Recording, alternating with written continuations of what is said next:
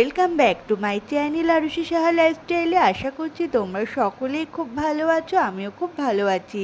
তো আজকে যেহেতু দোল পূর্ণিমা, তাই দোল পূর্ণিমা উপলক্ষে সকলকেই জানাই দোল পূর্ণিমার অনেক অনেক শুভেচ্ছা এবং অভিনন্দন। ভালোভাবে মজা করে এই রঙের উৎসবটা পালন করো। তো আজকে যেহেতু রঙের উৎসব মানে দোলযাত্রা, তো আমাদের বাড়িতে আজকে সত্যনারায়ণের পুজো হয়। এই জন্য বাবা সকাল সকাল বাজারে চলে গেছে, তো বাজার থেকে সমস্ত ধরনের ফল কিনে নিয়ে চলে এসছে। আর মাও খুব সকাল সকাল স্নান করে এবার ঠাকুরের জায়গাটা গুছিয়ে নিচ্ছে, আর ফলগুলোকেও আস্তে আস্তে সমস্ত কিছু কেটে যোগাযন্ত্র করে নিচ্ছে, কারণ ঠাকুরমশাই চলে আসবে। আর আজকে যেহেতু পূর্ণিমা মানে ওই 11টা 10-15 পর্যন্ত ছিল, তাই আমাদের বাড়িতে আজকে সকাল সকালই পুজো করা হচ্ছে। পুজো করা বলতে আমাদের বাড়িতে ঠাকুরমশাই আসবে ওই 9টার মধ্যে চলে আসবে ঠাকুরমশাই। আর আমাদের বাড়িতে সিন্নি মেখে তারপর সত্যনারায়ণকে দেওয়া হয়। তো অনেক বাড়িতে আছে যে মানে ধরে দেওয়া হয়, তারপরে মেখে মেখে প্রসাদ হিসেবে গ্রহণ করে। বাট আমাদের বাড়িতে সিন্নিটাকে আগেই ফার্স্টে মেখে দেওয়া হয়। আর এই জন্য দেখো আখের গুড় আর কাঁঠালি কলাটাকে ভালোভাবে বাবা আগে মেখে নিচ্ছে। আর প্রত্যেক বছরের মতো বাবাই মানে সিন্নিটাকে মাখে। আর এই যে দুধটা দেখতে পাচ্ছ না ক্যানের মধ্যে, এটা বাবা ভোরবেলা গিয়ে খাটাল থেকে দুধটাকে নিয়ে এসছে। এটা খাঁটি গরুর দুধ। এটাকে পুরো বাবার সামনে দুইয়েই এই দুধটাকে ওরা দিয়ে দেয়। তো আমরা মানে যতবারই আমাদের বাড়িতে পুজো হয় না কেন, আমরা প্রত্যেকবারই ওই বাবা যায় খাটালে, তো সেখান থেকে গরুর দুধ দুইয়ে তারপর নিয়ে আসে, তারপর সেই দুধ দিয়ে আমাদের বাড়িতে সত্যনারায়ণের সিন্নি করা হয়। তো এখানে দেখো মা এখানে আটাটাকেও বের করে নিচ্ছে, তো আটাটাকেও এর মধ্যে দিয়ে দেবে সিন্নির মধ্যে। তো আমাদের এই মানে সিন্নিতে কখনো জল ইউজ করা হয় না, যতটাই মানে এখানে করা হয় পুরোটাই দুধ দিয়ে। তো আটাটার সাথে পুরো গুড়টা দিয়ে কলা দিয়ে ভালোভাবে দুধটা দিয়ে মেখে নিতে হবে, যাতে এর মধ্যে কোনো রকম দানা না থাকে। তো তার মধ্যে আস্তে আস্তে দুধ দিয়েও মেখে নেওয়া হচ্ছে। আর আমাদের বাড়ির সিন্নি না খুব ভালো খেতে হয়, মানে সবাই আমাদের পাড়া প্রতিবেশী বলো প্রত্যেকে আমাদের বাড়ির সিন্নি খুব ভালো খায়। এই জন্য মানে আগের থেকে সবাই বলে রেখেছে, মা বলেছিল যে আমাদের বাড়িতে এরকম পুজো হবে, তো সেই জন্য সবাই আগের থেকে বলে রেখেছে যে আমাদের একটু বেশি করে সিন্নি দিতে। তাই বাবা এবার একটু বেশি করেই দুধ এনেছে, মানে 5 কেজি মতো দুধ আনা হয়েছে আমাদের। তো সেই পুরো দুধটা দিয়েই আমাদের এখন সিন্নি তৈরি করা হচ্ছে, কারণ সকলকে একটু বেশি করেই প্রসাদ দেওয়া হবে তাই জন্য। তো বলতে বলতে দেখো দুই মানে ভাগে ভাগ করে নিয়েছিল, কারণ একটার মধ্যে না পুরোটা ধরছিল না, এতটা দুধের সিন্নি হয়ে গেছিলো, তো ওই জন্য পুরোটা একটা জায়গায় ধরছিল না, তাই দুই ভাগে ভাগ করে নেওয়া হয়েছে। তো তারপর একটা জায়গায় করে নিয়ে এর মধ্যে তোমার হচ্ছে ঘি, মধু, তারপর কর্পূর সমস্ত কিছু দিয়ে ভালোভাবে মিশিয়ে সিন্নিটাকে রেডি করা হয়েছে। আর এইদিকে টাইমও হয়ে যাচ্ছে, মানে ঠাকুরমশাই এসে যাবে, ওই জন্য আমরা খুবই তাড়াহুড়া করছিলাম যাতে তাড়াহুড়া করে মানে কাজটা কমপ্লিট করে নিতে পারি, তার মধ্যে ঠাকুরমশাই চলেও আসে। তো ওই জন্য আমরা খুব তাড়াহুড়া করে কাজ কমপ্লিট করছিলাম। অপরদিকে আমি মানে ঘরে যে সমস্ত ঠাকুর রয়েছে সেই ঠাকুরকেও সুন্দর করে সাজিয়ে নিয়েছি। আমরা খুব তাড়াহুড়া করে কাজ কমপ্লিট করছিলাম, এর মধ্যে দেখি ঠাকুরমশাই চলেও এসছে, আর আমাদের সমস্ত কিছুই যোগাযন্ত্র করা হয়েও গেছিলো তার মধ্যে। তো এখন ঠাকুরমশাই বসে পড়েছে, সমস্ত কিছু দেখে নিচ্ছে যে ঠিকঠাক আছে কি না।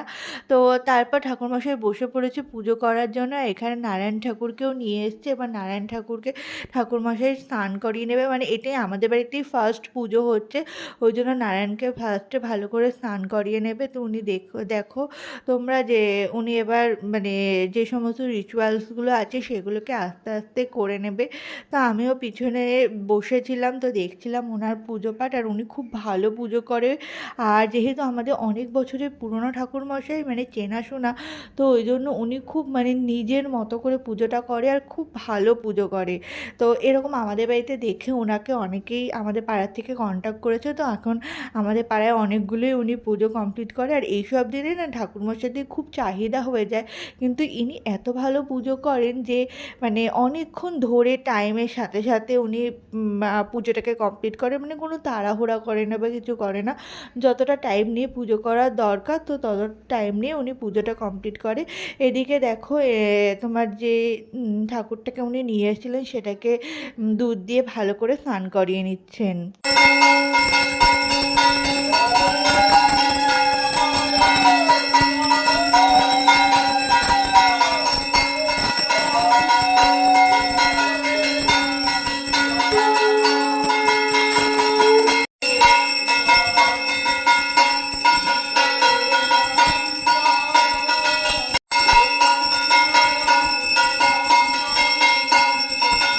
পুজো কমপ্লিট হয়ে গেছে, ঠাকুরমশাই এদিকে চলেও গেছে পুজো কমপ্লিট করে।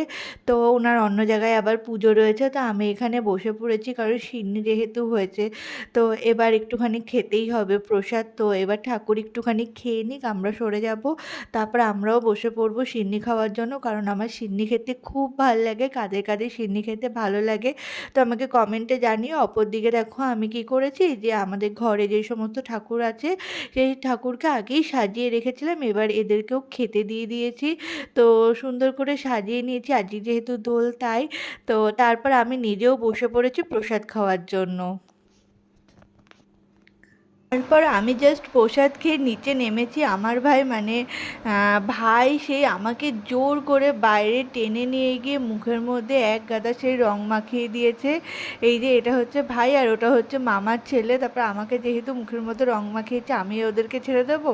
তারপর আমিও ওদেরকে সেই রং মাখিয়ে দিয়েছি। আমার সকালবেলায় অলরেডি একবার স্নান হয়ে গেছে পুজোর জন্য, তাই আমি ওদেরকে বলছিলাম যে আমার স্নান অলরেডি হয়ে গেছে, আমি শ্যাম্পু দিয়ে স্নান করেছি, তোরা আবার আমাকে রং দিলে, আমার পুরো রং মেখে ভূত হয়ে গেছি। তাই এখানে ও বলছে দেখো কুকুররা যেরকম গা ঝাড়া দিলে যেরকম অবস্থা হয় না, আমি আমার চুলগুলোকে ঝাড়া দিচ্ছি, তো সেরকমই লাগছে।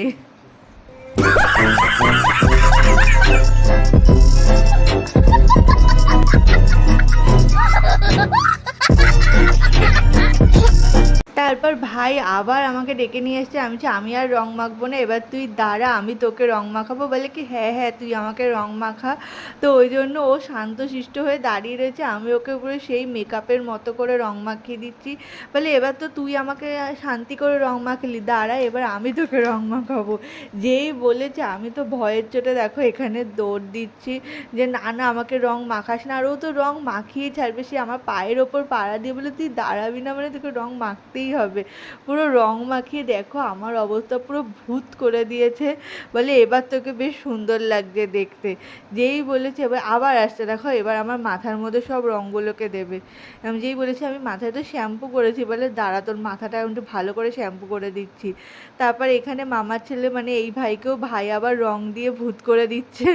তো ওরা বেশ মজা করছিল, আনন্দ করছিল, তো আমারও বেশ মজাই হচ্ছিল। কিন্তু যেহেতু স্নান করে ফেলেছি তো সেই জন্য একটু কেমন কেমন লাগছিল যে নতুন নাইটিটা পরে রং খেলছি, আমার নাইটিটা পুরো 12টা বেজে গেল। তো ওরা বলছে রঙের দিনে রং খেলবে না, তা কখনো হয়? আর এদিকে বাবাও চলে এসছে রং নিয়ে ওকে রং মাখানোর জন্য। আমি বলছি দাঁড়া ওকে একটু রং মাখাও। আর এদিকে ভাই দেখো পুরো বাবাকে ভূত বানিয়ে দিয়েছে। বাবাকে অনেকক্ষণ ধরেই ডাকা হচ্ছিল যে আসো আসো তোমাকে রং মাখানো হবে।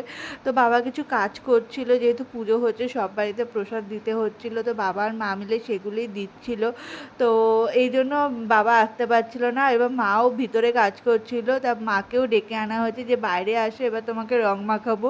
এবার দুই ভাই মিলে মাকে পুরো ভূত করে দিয়েছে, আর এদিকে ওরাই হাসাহাসি করছে। মা আর কথা বলতে পারছে না, পুরো মুখের ভিতর চোখের ভিতর রং ঢুকিয়ে দিয়েছে। আর এদিকে আমি জামাটাও চেঞ্জ করে এসেছি, কারণ হচ্ছে আমি একটু জেঠুর বাড়িতে যাব আর কাকির বাড়িতে যাব রং দেওয়ার জন্য। তা ভাবলাম ওই নতুন নাইটিটা আর নষ্ট করে লাভ নেই, পুরনোই একটা জামা পরে আসি।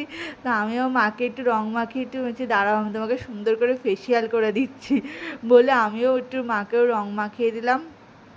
তো রং টং মাখিয়ে আমি এখন যাব। দিয়ে আমি আবার একটু হলুদ রং মাখালাম। আমি বলছি দাঁড়াও এটা দেখে আমার তোমাকে ফেসিয়ালটা বেশ ফোটেনি, কালো কালো লাগছে, দাঁড়াও হলুদ রং দিলাম এবার তোমাকে বেশ উজ্জ্বল লাগবে, বলে আমিও মাকে রং মাখিয়ে দিয়েছি। এবার বেরিয়ে পড়েছি সব বাড়িতে যাওয়ার জন্য। তো এটা পাশের বাড়ি বম্মার কাছে চলে গেছি রং মাখানোর জন্য। তো রং টং মাখিয়ে এসেছি, তো এই বম্মাও আবার আমাকে রং মাখাচ্ছে। তো রং টং মাখানো হয়ে গেছে, আবার যাব এখন জেঠুর বাড়িতে। আর আমার ক্যামেরাম্যানও রয়েছে, আমার ক্যামেরাম্যান মামার ছেলেকে আমি ক্যামেরাম্যান হিসেবে নিয়ে নিয়েছি। আমি বলছি চল, ও ফার্স্টে যেতে চাইছিল না, যে না দিদি যাব না। তো তারপর বললাম না না চল চল গিয়ে রং মাখিয়ে আসি জেঠুকে। তারপর দেখো জেঠুও বেরিয়ে পড়েছে, যে নে নে রং মাখা বলে বেরিয়ে পড়েছে। তো জেঠুকেও এখানে রং মাখিয়ে পুরো ভূত করে দিয়েছি। এদিকে দেখো ওই যে যার বিয়ের ব্লগ তোমরা দেখেছো না, জয়িতা, ও বেরিয়ে এসছে, ওকেও রং মাখিয়ে পুরো ভূত করেছে। ওকে বললাম লাল রং, কারণ তোমার সদ্য বিয়ে হয়েছে তো দাঁড়াও তোমাকে আমি একটু লাল রংটা মাখাই। তো ওকেও লাল হলুদ ভালোভাবে মাখিয়ে দিয়েছি। তারপর জেঠিও বেরিয়ে এসছে, জেঠিকেও রং মাখিয়ে দিয়েছি। তো সবাইকে এক এক করে রং মাখিয়ে ভূত করেছি। শুধু নিজে ভূত হলে হবে বলো, রঙের দিনে তো সবাইকেই ভূত করতে হবে। তো তোমরাও আজকে কীরকম এনজয় করলে সেটা কমেন্টে জানিও। তোমরা কেমন মজা করলে, কেমন কীরকম কতটা ভূত হলে সেটাও জানিও। যে আমি তো ভূত হয়েই গেছি অলরেডি, তো তোমরাও কতটা ভূত হলে সেটাও জানিও।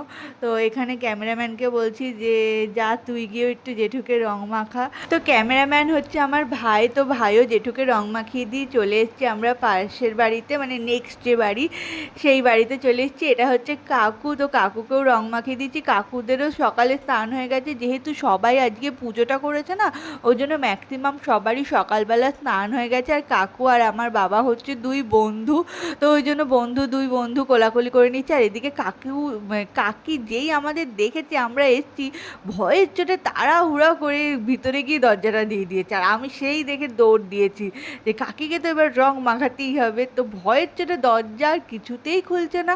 আমি বলছি আরে দরজা খুললে কিচ্ছু হবে না, এর মধ্যে কোনো রং নেই, এটা শুধু আবির, তুমি তো বেরিয়ে তো এসে দেখো। কিছুতেই বেরোবে না। এবার জানলা খুলেছে, বলে না আমি জানলা দিয়ে রং মাখবো, তোরা আমাকে এখান দিয়ে রং মাখা। আর বাবাও বলে যাচ্ছে এটার মধ্যে কোনো রং নেই, শুধু আবির রয়েছে, তুমি নিশ্চিন্তে বেরিয়ে আসো, কোনো টেনশন নেই। কাকি কিছুতেই বেরোবে না। এদিকে দেখি ভাই রয়েছে, মানে কাকির ছেলে রয়েছে। তো ওকে বললাম আরে তুই দরজা খোল, ও তো আমাদের দেখে বেশ মজাই পেয়েছে, রং মাখবে, তো আমরাও রং মাখাবো ওকে। তো ও দরজাটা খুলেছে, দেখো আমি এদিকে আসছি, ও আসছে বলে। তো ও এবার দরজাটা খুলবে, এবার দরজা খুলে ও বেরিয়ে আসবে, আমরা ওকে আগে ফার্স্টে রং মাখাবো। ও দরজা খুলে বেরিয়ে এসেছে, এবার ওকে একটু রং মাখিয়ে নিচ্ছে। আর কাকি তো কিছুতেই বেরোবে না। কাকি বলে কি হায় রে, দরজাটা খুলে দিলে এবার এরা আমাকে ভূত বানাবেই। তো বাবা এবার কাকিকে টেনে নিয়ে এসছে। আমি বলছি আরে রং মাখো, এটার মধ্যে কোনো রং নেই, শুধু অনলি আবির রয়েছে, তুমি নিশ্চিন্তে রং মাখতে পারো। বলি অল্প অল্প মাখা। আমি বলছি অল্পই মাখাবো, দেখো তোমাকে অল্প একটুই মাখাচ্ছি। তাই বলে অল্পই মাখিয়েছি, কাকিকে বেশি রং মাখাইনি আমরা। তো অল্প একটু রং মাখিয়ে নিয়েছি। তো মাখিয়ে তারপর আমরা চলে এসেছি বাড়িতে। তো আমাদের সবাইকে রং মাখানো হয়ে গেছে মোটামুটি, আর আমরাও ভালোভাবেই রং মেখে নিয়েছি। আর আমাকে তো পুরো ভূতের মতনই লাগছে। রাত্রিবেলা যদি আমাকে এই অবস্থায় ছেড়ে দেয়, আমার দাঁতগুলো ছাড়া আর কিছুই দেখা যাবে না। বলতে বলতে আমরা বাড়ি চলে এসেছি, আবার এরা দুজন মিলে শুরু করেছে রং মাখামাখি।